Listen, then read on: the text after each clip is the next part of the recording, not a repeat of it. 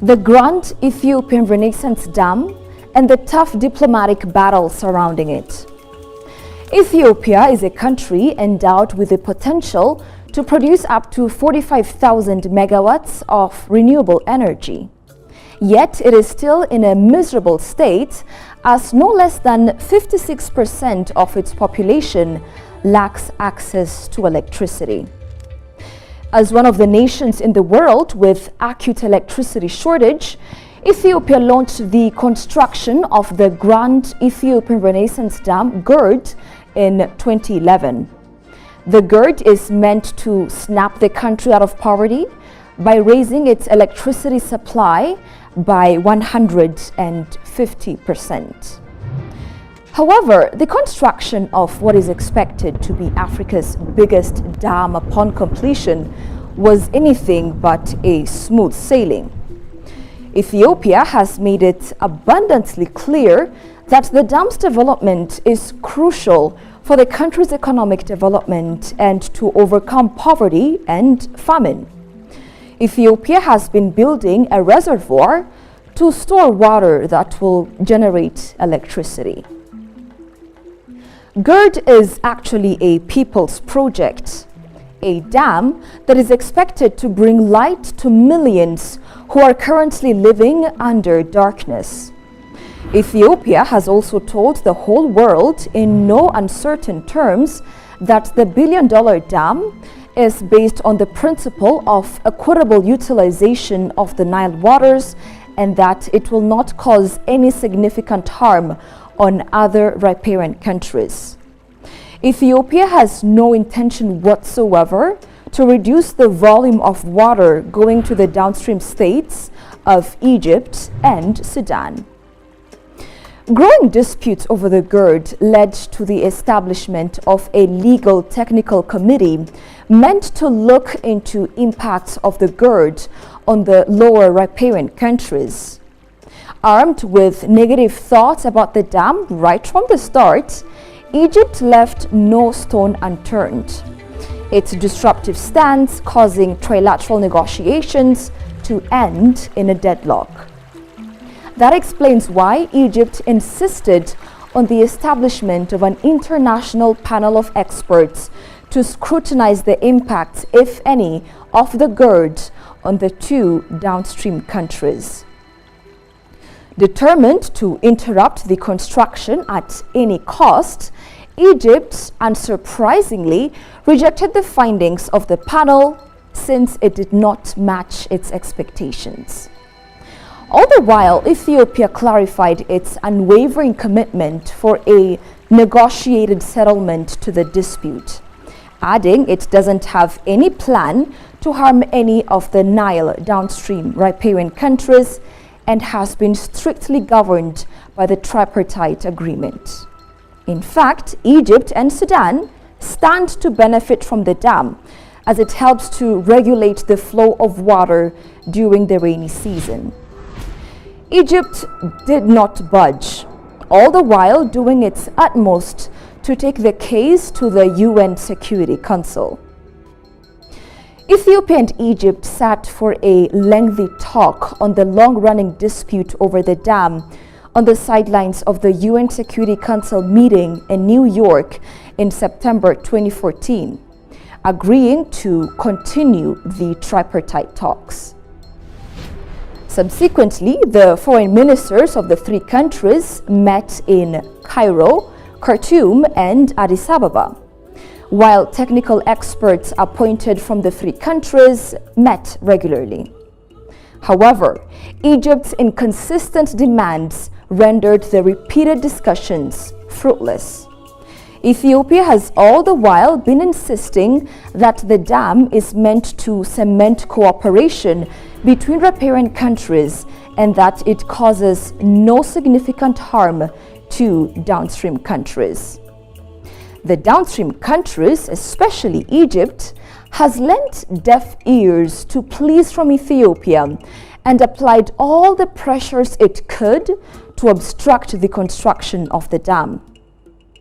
On one hand, Ethiopia has never ceased to lay bare Egypt's conspiracy to the whole world via diplomatic efforts. All the while, however, Ethiopia has never even for a second stopped the construction of the colossal dam. In 2015, the leaders of the three countries signed the Declaration of Principles. The three nations agreed to hire a group of consultants who will report to the panel of experts on fair and equitable use of the Nile waters. However, this initiative too fell flat when the impartiality of the group of consultants hired to report to the panel of experts was questioned. Between the ups and downs of the long-lingering controversy over the dam, Ethiopia underwent a political reform beginning 2018, finding the opportunity to rectify problems associated with the administration of the GERD. After cleaning the mess in its backyard, Ethiopia made vigorous efforts to continue the tripartite negotiations as well as the joint consultation between the ministers of water and foreign affairs of the three countries. Egypt requested that other foreign bodies, including the World Bank, be appointed as mediators.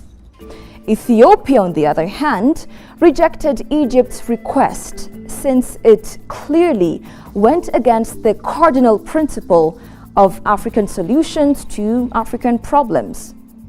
Ethiopia has reiterated that it only plans to bring equitable share of the waters of the Nile and that bringing light to its 56% of citizens living in the dark remains a topmost priority.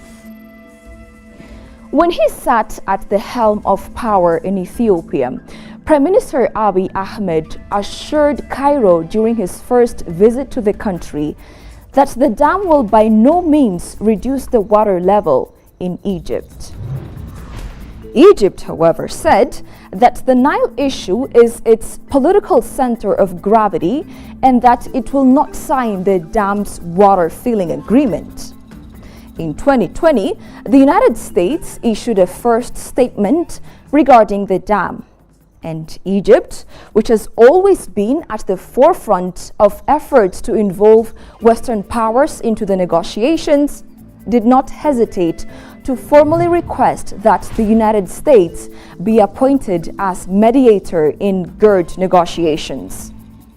Ethiopia rejected the request from Egypt. Months later, the dam negotiations were held in Washington, D.C., under the supervision of the US and the World Bank. While the negotiations dragged on with deadlocks and impasses characterizing them, Egypt's desire was to disrupt and hinder the water filling of the GERD reservoir.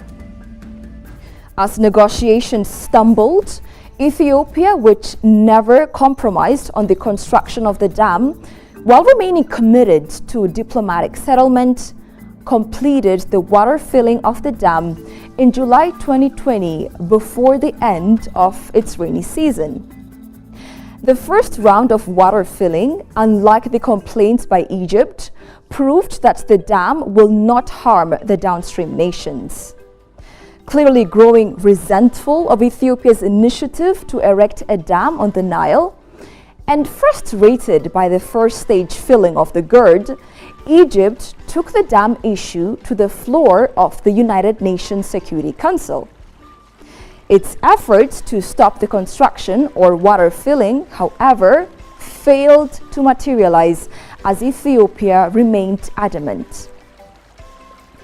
In July 2021, Ethiopia completed the second round of water filling in the same way, running its work on the GERD parallel with the struggle in the diplomatic arena. By the fall of 2021, the dam started generating power with 2 turbines, which revealed to the rest of the world that Ethiopia's plans on the Nile are in fact irreversible. In line with Ethiopia's promise to the world, neither the water filling nor the power generation of the dam caused any significant harm on the downstream countries of the Nile Basin.